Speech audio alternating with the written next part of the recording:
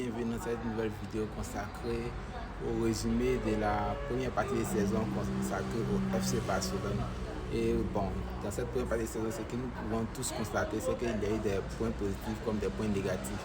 Dans cette vidéo, nous allons voir les points positifs comme les points négatifs. On commence tout de suite avec les points positifs.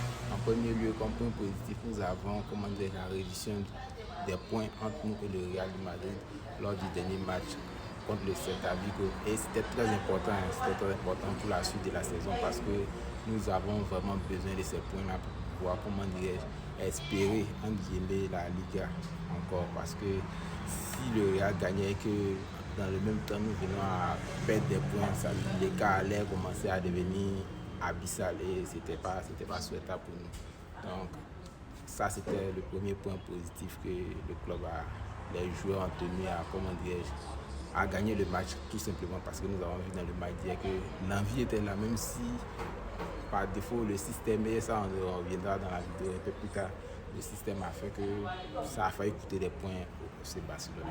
Voilà, une fois de plus. Donc dans cette vidéo, nous allons voir ça. D'abord, nous avons la réduction des points comme je viens de le dire. En deuxième lieu, nous avons les blessés qui reviennent petit à petit. Et aussi la cerise sur le gâteau, nous avons le Camp Nou qui est presque prêt et qui sera peut-être opérationnel pour le mois de novembre, bien sûr après la trêve, en fin de novembre. C'est ce qui est convenu en tout cas. Ok, ça c'est la petite parenthèse Camp Nou. Maintenant les blessés qui reviennent. Voilà, c'est ça qui est le plus important. Les blessés qui reviennent sont crucial. Voilà, nous avons besoin d'eux. Nous voyons tous que Rafinha manque cruellement à ce groupe, donc on espère qu'il reviendra après la trêve internationale, qu'il reviendra en forme et à 100%. Nous avons déjà vu que Lewandowski est revenu quasiment à 100%. Il est venu, il a claqué un triplé d'entrée du jeu. Et que nous pouvons dire quoi pour faire cela? On peut dire que merci et on applaudit pour Lewandowski. C'est quasiment sa dernière saison au FC Barcelone et on lui souhaite le meilleur pour cette dernière saison. Et quoi de plus beau que la Ligue des Champions qu'il peut chercher avant de partir. On serait tous heureux de voir Lewandowski et le FC Barcelone remporter cette Ligue des Champions. On finit avec la panoplie des bonnes nouvelles. Nous avons, c'est une bonne nouvelle à moitié parce que nous avons Pedri qui a écopé d'un carton lors du Classico, mais on a vu qu'on a pu s'en sortir sans lui et dans le même coup il a été blessé et on peut dire ça c'est tombé un peu plutôt bien. Je l'avais dit dans ma vidéo passée, c'est tombé plutôt bien. Pourquoi? Parce que ça va lui permettre de se reposer, de pouvoir revenir à 100%. L'équipe est fatiguée. Voilà, hier Koundé n'a pas joué, j'ai été très heureux parce qu'il était fatigué. Voilà, lui-même il a dit.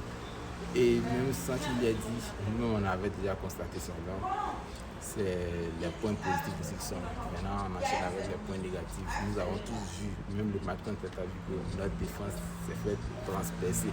C'est-à-dire, ce que j'ai remarqué avec le jeu des flics ces derniers temps, c'est que nos adversaires marquent quand ils ont envie.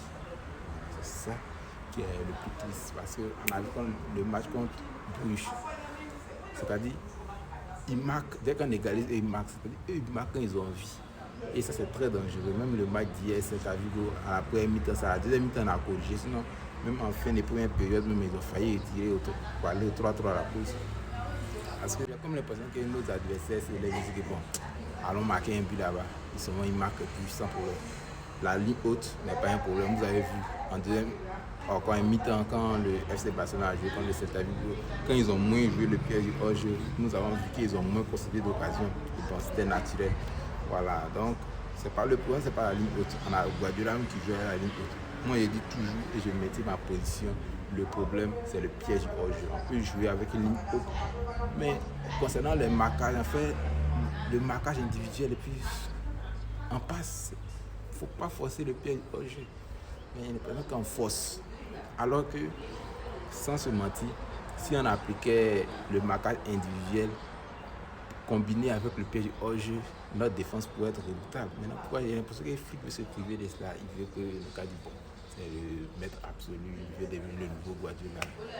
Mais Guardiola prenait des folies, mais il savait aussi quand arrêter. Voilà, il savait quand arrêter, mais les flics ne savent même pas quand arrêter. C'est ça qui est dommage. Donc, flics, on t'aime bien, nous sommes à fond derrière toi, pardon, stop le pied hors jeu, remets une défense classique en place et on essaie d'améliorer. Nous sommes pratiquement à la fin de la première partie de saison. Voilà, le classement en Ligue des Champions commence à se dessiner. Nous n'avons plus de droit à l'erreur. Si on veut finir, en tout cas, si on vise le top 8, voilà, nous n'avons plus de droit à l'erreur. Maintenant, si notre objectif n'est pas le top 8, c'est le top 16. Sinon, c'est le top 8 que nous visons. Nous n'avons plus le droit à l'erreur. On ne doit pas perdre contre Chelsea. Et encore, tous nos matchs à venir, nous devons les gagner. Voilà, c'est ça. Revenons un peu sur le match d'hier. Le match d'hier n'a pas été excellent en lui-même parce que c'est vrai, le résultat est à la clé, mais le plus important a été acquis, c'est-à-dire les 3 points. Et j'ai aimé un peu la façon dont le club a joué en deuxième mi-temps. Voilà, ils ont joué relâché, contacté. J'ai beaucoup aimé aussi le match de Dion. Dion, c'est l'un des joueurs qui me plaît le plus au FC Barcelone. Moi, j'aime beaucoup les milieux de terrain, les joueurs qui me font le plus rêver.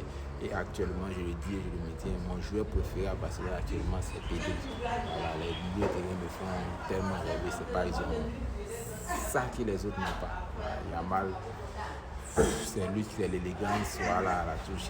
Il n'est pas dit je n'aime pas, hein. Voilà, il faut pas que quelqu'un vienne m'attaquer après maintenant.